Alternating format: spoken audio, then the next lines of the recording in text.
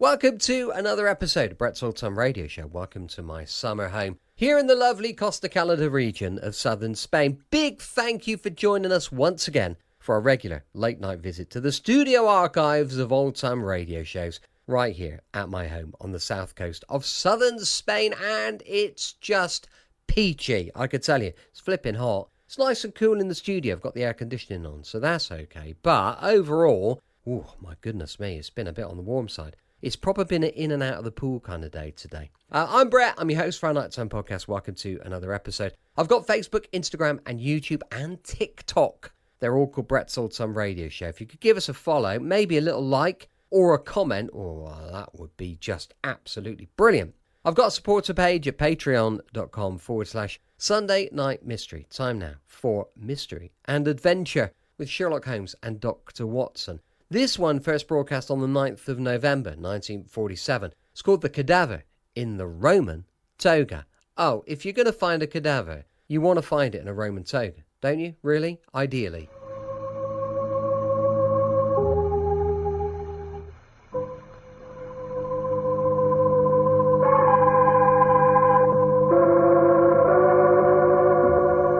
From New York, the makers of Clippercraft clothes for men and 924 leading retail stores from coast to coast present the world's most famous detective, Sherlock Holmes.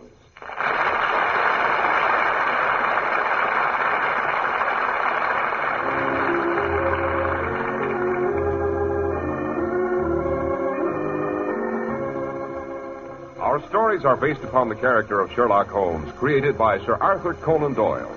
Sherlock Holmes is portrayed by John Stanley, Dr. Watson by Alfred Shirley, and the dramatizations are by Edith Meiser. Once again, we find ourselves in front of Dr. Watson's crackling fire. Just a moment, Mr. Harris, just a moment till I put on a fresh pine knot so our listeners can really hear it. Yeah, that's the ticket. Now, go ahead, Mr. Harris. Outside, a cold white autumn mist shrouds the black tree skeletons. But inside, we sit warm and cozy and ready for another of Dr. Watson's fabulous Sherlock Holmes adventures. What's it to be tonight, sir? Your conversation of white shrouds and skeletons brings to mind one of the most bizarre problems we ever undertook to solve. It came dash close to being our final problem, as a matter of fact. Sounds promising, Doctor. Nothing I like better than hearing about Holmes in a tight spot. And whenever our adversary proved to be the notorious Professor Moriarty, it was generally a very tight spot. Professor Moriarty, wasn't he the man Holmes referred to as the Napoleon of crime? The same. Actually, this case began when Sir George Westbrook discovered a corpse dressed in a Roman senator's toga, tunic, and sandals. Holmes always maintained he could deduce a man's entire history from his wardrobe. But this time... Doctor... Speaking of judging people by their clothes, I thought I... Bless my soul. Yes, of course. I almost forgot. Let's have a few words from our sponsor, who is also an authority on the subject of gentlemen's apparel. May I say, Dr. Watson, that most people, like Mr. Holmes, do judge people by their appearance. That's mighty important in connection with Clippercraft clothes. Because you'd never guess Clippercraft costs so little. Such low prices for such truly fine quality are rare, to say the least. Clippercraft suits are yours for only $35 and $40, with a few special numbers at $43.75. Top coats and overcoats are only $30 to $40, and sport jackets $24. These are planned values, the result of the Clippercraft plan, concentrating the buying power of 924 leading stores across the country, resulting in tremendous savings in manufacturing and distribution costs. Remember, all this is yours in your own local independent store, where friendly attention is traditionally yours. Want to convince yourself? It's as easy as a visit to your Clippercraft dealers. Just compare Clippercraft with clothes selling for many dollars more.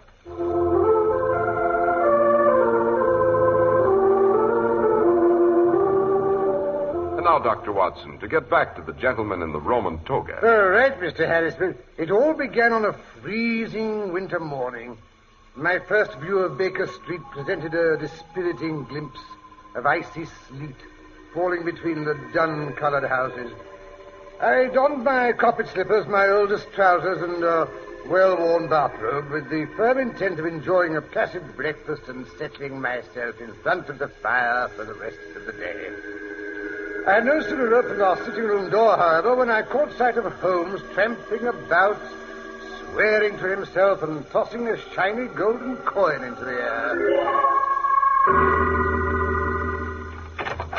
Confound it if I could only lay hands on the villain. Morning, Holmes. What seems to be the difficulty today? Difficulty? Moriarty's back in business. Only this morning, Mrs. Hudson received this coin. Here, have a look at it. A handsome gold sovereign. Flooding the town with them. Great Scott, don't tell me Professor Moriarty, the greatest criminal in Europe, has turned philanthropist. No such luck. That coin, Watson, is counterfeit. A brilliant job, more's the pity. Only an expert can spot it. No wonder Moriarty's been so quiet these last 2 months. It takes time to develop a coin as perfect as this. Well, at least he hasn't had time for murder, arson, or any more of his serious crimes. Serious? You think flooding the country with counterfeit coins isn't serious, Watson? Do you realize what this will do to the value of the pound? By Jove, of course. Holmes, that's our doorbell. Tell Mrs. Hudson I'm not at home. But Holmes... I'm not accepting any twopenny-halfpenny cases. Not while Moriarty's threatening the credit of the Empire with his fraudulent gold pieces. Well, come in. Which of you gentlemen is Sherlock Holmes? Well, my friend over there has the honor. Whatever it is, I'm busy. Oh, but this is terribly, terribly important, sir. I don't know what to do. He's dead, you see. Dead men do not interest me. Couldn't you inform his relatives? Well, that's just it. I don't know who they are. I don't even know who he is. I don't even know when he died. Albert, he's my assistant, says it must have been over 1,000 years ago, but that seems quite impossible. There's not the slightest sign of decomposition. Oh? On the other hand, until Albert and I broke through this morning, no one had been in that room for centuries. What room? The Roman baths. I discovered them, you know. The bricks are undoubtedly ancient Roman. Even the cadaver was clad in a senator's toga. And genuine, I assure you. We found him there in one corner. Now, let's get this straight. You found a fresh corpse dressed in a Roman toga in some Roman ruins that have been buried for centuries. Yes, Mr. Holmes. Watson, what are you waiting for? Bring the gentleman a chair. But you said you were busy. Don't be irrelevant. This sounds interesting. Oh, very well. Well, won't you sit here, Mr. Oh, yeah, I'm sorry. I'm afraid I forgot to introduce myself. Here. Here's my card. Read it for me, Watson. Sir George Westbrook, President L&WA Association. That means London and Wessex Archaeological Association. Of course. I remember hearing the Corporation of London had engaged you to investigate some ancient Roman remains which you discovered in the Billingsgate section. That's right, Mr. Holmes. They're under the basement of the Coal Exchange in Lower Thames Street. Albert and I have been burrowing away down there for over a month. This morning we broke through the final bit of brickwork and emerged into a large subterranean chamber.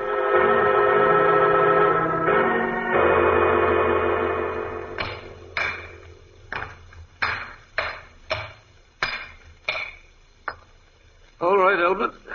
I think the opening's big enough. Here, give me the lantern. I'll go through first. Yes, sir. Why, Sir George, your hand is shaking. Is it any wonder? I'm excited, Albert. Unless I'm very much mistaken, we've unearthed some baths that were built by the early Romans. Yes, well, come along. Careful. Don't tear your clothing. I say, sir, it is a biggish room, isn't it? Splendid, Albert, splendid. Look at that ceiling, will you? In almost perfect condition. No, what's that in the corner over there? Looks like a heap of white cloth. No, there's a leg sticking out of it. Good Lord, it's a body. We'd best have a look at it, sir. Yes, but be careful. Don't touch it.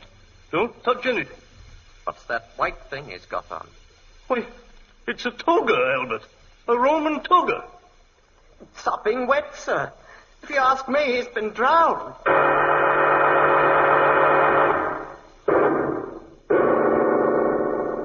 Drowned? Did you say drowned, Sir George? That's right, Mr. Holmes. No, but that's impossible. There hasn't been any water in those baths for over 1,000 years. Interesting. Very interesting. Tell me, Sir George, what was the condition of the air in that chamber when you broke in? Stale, vitiated? No, Mr. Holmes, it was quite fresh. That's curious now that I think of it, because there was no other entrance to the room except the one we'd come through. The doorway to the rest of the baths was filled by a great heap of bricks and rubble. You were unable to identify the corpse. As a matter of fact, we didn't do any further investigating. Albert was quite overcome by the sight of the body. I'm afraid he's never been very strong about such things since the time that mummy disintegrated in his arms while we were working on those pre-Hellenic excavations in Crete. I sent him home and came straight here to consult you. You mean you left no one behind to guard the body? No, Mr. Holmes. What? Where's my hat? Where's my coat? Watson, don't just stand there. There's no time to lose.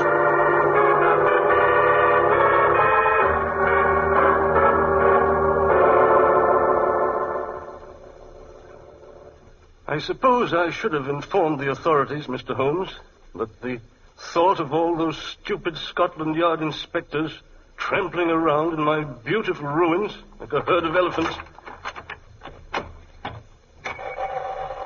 I left a couple of dark lanterns burning.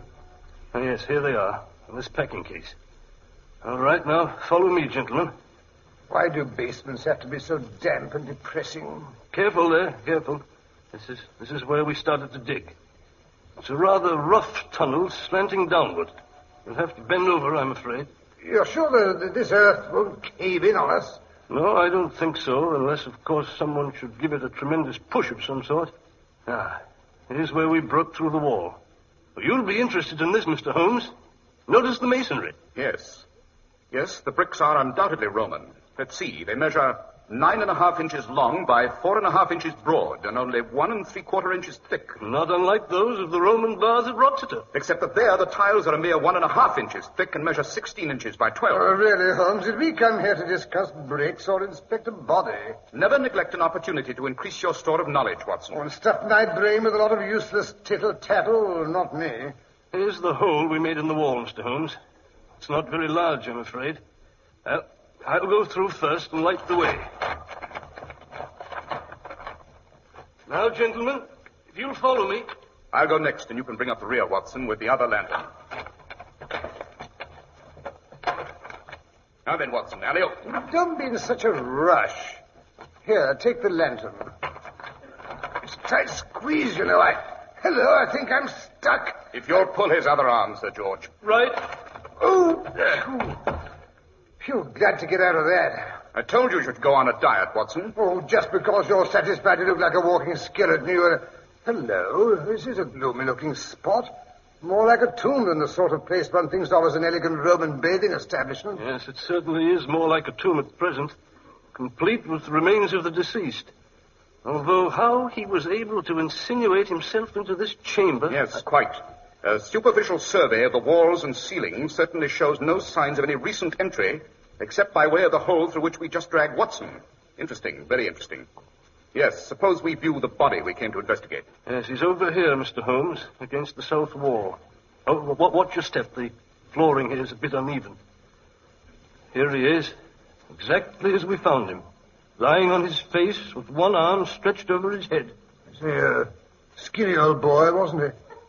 I say, these robes or whatever it is he's wearing, they are sopping wet. Yes, the poor fellow was undoubtedly drowned. Lungs still full of water. Extremities icy, rigor well advanced.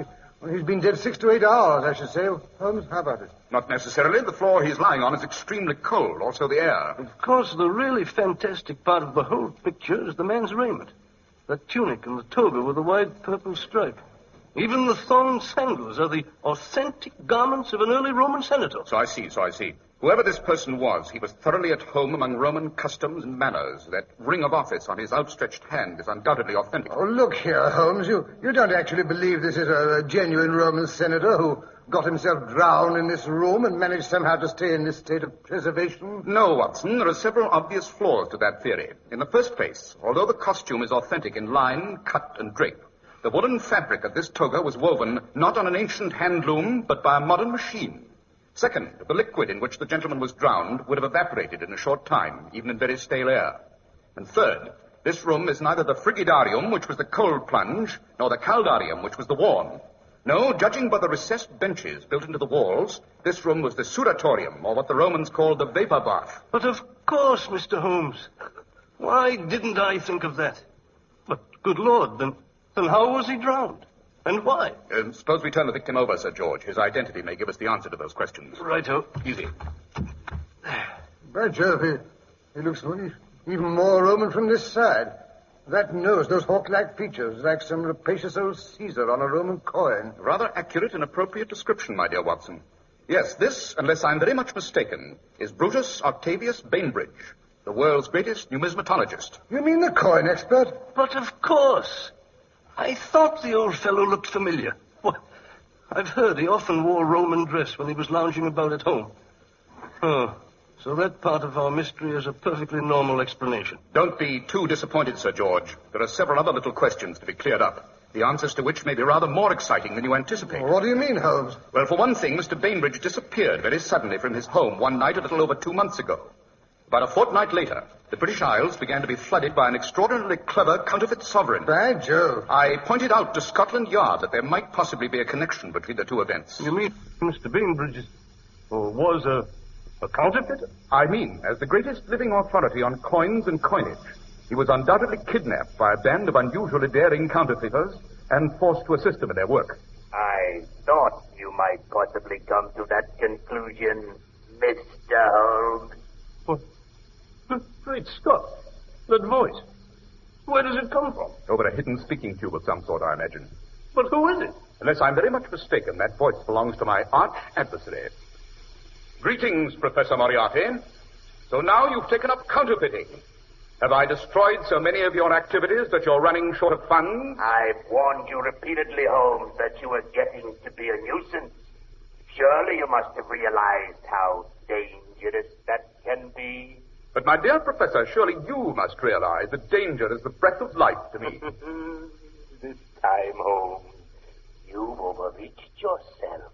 On the contrary, Moriarty, it's you who have gone too far. Watson, get Sir George out of here. I'll keep talking to give you a chance to escape. Was it necessary to kill Bainbridge after you'd finished picking his brains? Not necessary, my dear Holmes, but expedient. We drowned him. I wonder if Dr. Watson can guess why. Well, dashed it, I can.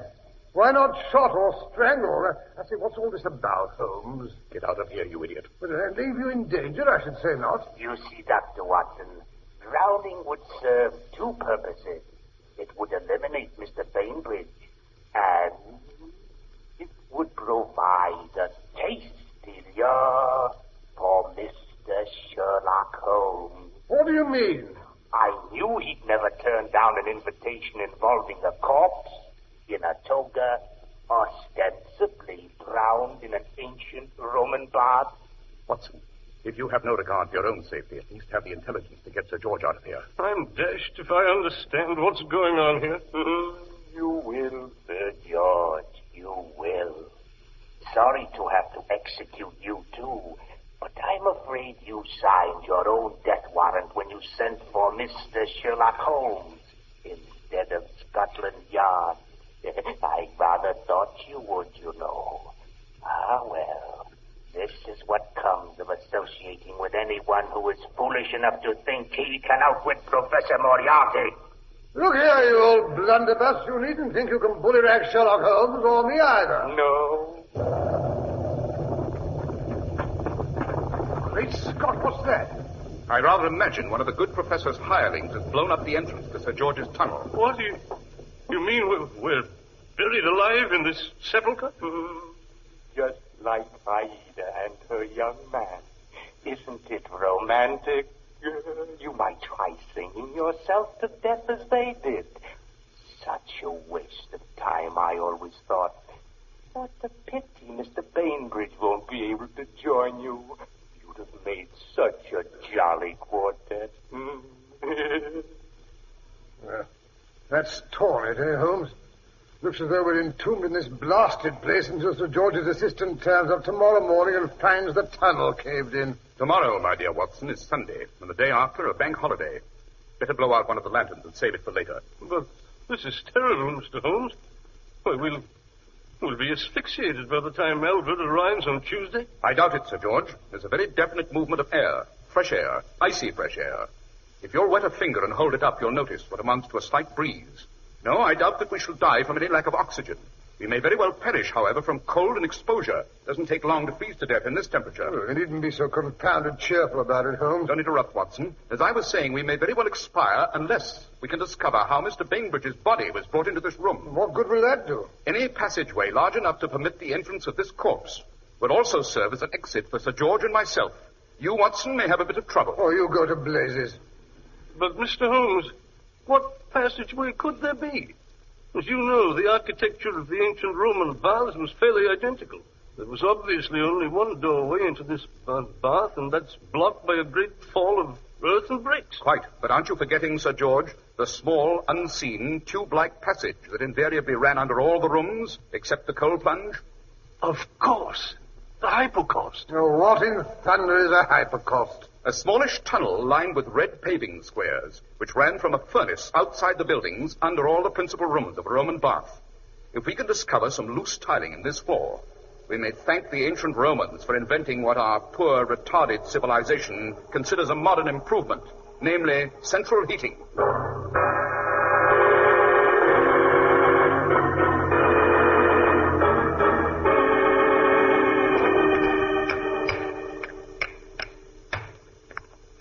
It's discouraging. I've dug up 24 spots. Cheer up, Watson. At least the activities kept you from freezing to death. Yes, it's ruined my trousers. Good thing I was wearing my old suit.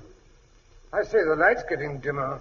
Holmes, the second lantern is about burnt out. Keep digging, Watson. It's our only chance. I say, Mr. Holmes, could you come over here a minute? I think I've found a sort of grating under this last batch of bricks. Good Lord, let's see. Yes. Yes, we found it. Watson, help me with these bricks.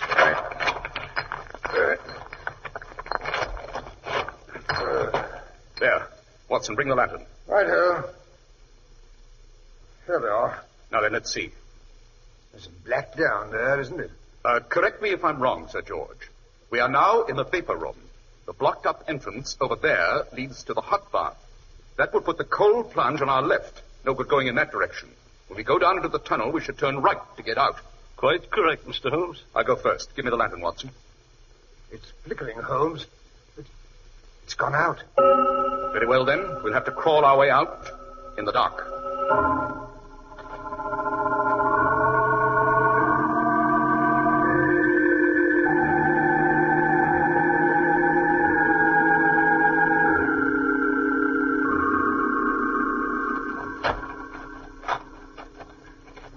As if I'd been crawling like a snake for hours. Stop complaining, Watson. At least we're not sealed up in that vault. Well, maybe not, but I can't say this is any great improvement. Oh, I don't ask to stand upright. If I could only get to my hands and knees for a moment. There's a shallow pool of water here. How jolly. I could use a bath, only I'd just as soon not have ice water, you know. Save your breath. How are you getting along, Sir George? I'll manage. What? Now what? Something ran over my hand. Probably a sewer rat. Delightful. Maybe we can take it home for a pet. Quiet, Watson. I think we've reached the end of the tunnel. Yes. It opens out. You mean I can finally get up off my stomach? Yes, give me your hand. Oh. I think my back is permanently bent. Hello? There are some steps here. Steps going up. And the door at the top. It's open a slit. Yeah. There's a light. Well, there must be another entrance at ground level. Yes. Follow me and be very quiet. You'd better have your revolver handy, Watson. This may well be the most dangerous part of the entire adventure. Easy now. Let's have a look through the crack before we open the door. It's a large, bare-looking place. What's all that machinery? Those are melting furnaces, presses, weighing apparatus, rolling machines. And on the far side are the acid and water baths in which Bainbridge was undoubtedly drowned. In short, you see before you a very complete mint for the coining of counterfeit money. Mr. Holmes, who's that sinister-looking man stepping out of the shadows? There. Look, he's adjusting a jeweler's magnifying glass in one eye. Now he's hunched over a pile of golden coins. Good Lord. His head oscillates from side to side like a snake. Enjoying the fruits of your labor, Moriarty? You! Holmes! You didn't expect us to return your call quite so promptly, Professor? Don't bother to reach for that acid. Watson has you covered. Better put your hands up. That's right. Now, you'll come around that table. Slowly. That's right. I have a little present for you. A pair of bracelets that... Holmes, he's going through the window! Shoot, Watson, shoot, confound it. I can't. Why not? Well, blast it all, you asked me out of the house in such a dither this morning I forgot to slip my revolver into my overcoat pocket. Don't look so crestfallen, Watson. I'm rather relieved we didn't get the handcuffs on the professor. Once he's safely behind bars, I'll have no opponent worthy of my talents. I should probably die of sheer boredom. You mean sheer conceit?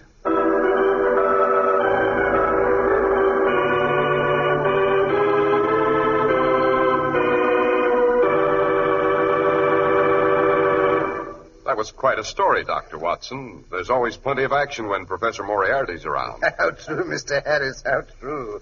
This particular adventure had a rather pleasant epilogue. What was that, Doctor? Oh, well, suppose I tell you about it after we pay our respects to the gentlemen who so graciously make this program possible. What could be fairer? You know, the thing you remember about Clippercraft clothes is not their low prices. Not until you're ready to buy again, that is. What you really live with is Clippercraft's superb styling, the perfect fit, fine tailoring, and long-wearing fabrics. No one would dream your Clippercraft suit had cost only $35 or $40, or $43.75 for a few special numbers, or that your top coat or overcoat had cost only $30 to $40, or your sport jacket $24. No, these exceptional values are made possible by the unique Clippercraft plan, concentrating the buying power of 924 leading stores across America, bringing these fine clothes to you in a pleasant atmosphere where you get friendly personal attention. Selling beautifully tailored, expensive clothes at inexpensive low prices at the nation's finest stores is the great big idea behind the Clippercraft plan. That's why men who know insist on Clippercraft clothes.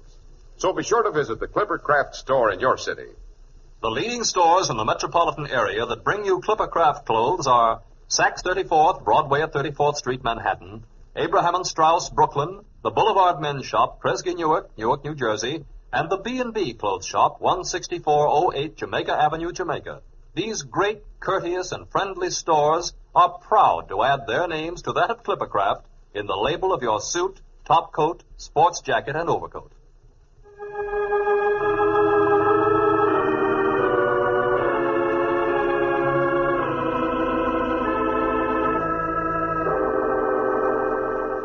Now, Dr. Watson, about the epilogue to the adventure of the corpse in the Roman toga. The officers of the Royal Mint tendered Holmes and myself a dinner in recognition of our invaluable services in breaking up a counterfeiting outfit which had threatened the value of British currency. Holmes received a large illuminated scroll and a sizable check. Always acceptable, eh, Dr. Watson? Yes, quite so. I was presented with a priceless Roman ring of office, which we had found on the dead man's finger, and a magnificent copy of Vitruvius de Architectura.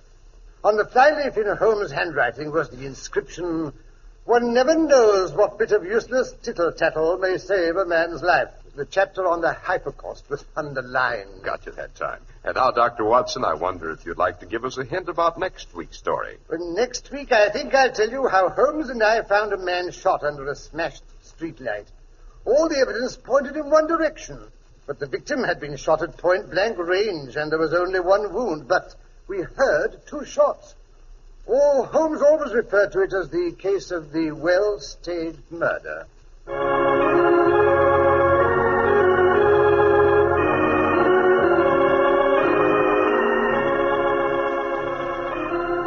The makers of Clippercraft clothes and 924 leading stores from coast to coast have brought you another in the new series of broadcasts featuring the world's most famous detective, Sherlock Holmes. Sherlock Holmes is produced and directed by Basil Lochran, with special music by Albert Berman.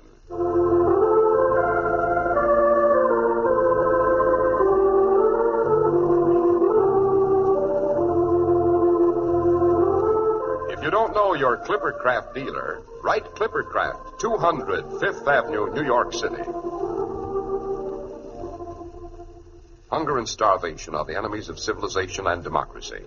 It's up to every American, man, woman, and child, to save a little food every day. In that way, the people of Western Europe can be helped in their fight for decency and freedom.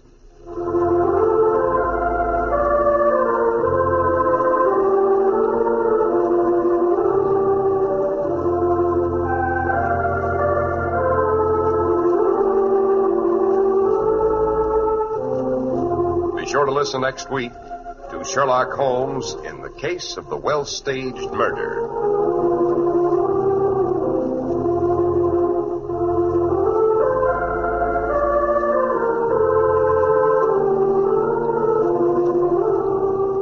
If you'd like to attend the Sherlock Holmes broadcasts in New York, see your local Clippercraft dealer, and he'll tell you how to obtain your tickets.